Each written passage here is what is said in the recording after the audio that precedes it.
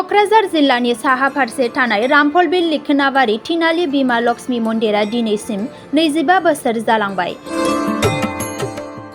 बिनिखायनो silver jubilee celebration हाबाफारि थि खालामनाय जायो आरो बे हाबाफारियाव गासै रायजो राजा आरो मानगोनां इउथ बिपिएफनि इनचार्ज लोगोसे समाज सिबियारि मानगोनां जुबिराज बसुमतारी आरो इउपिपिएल दोलोनि राफोद दैदेनगिरि इराग्दाव बसुमतारी बिथांमोना बे हाबाफारियाव हेफाजाब होफैयो लोगोसे बेखेवनानै होयो।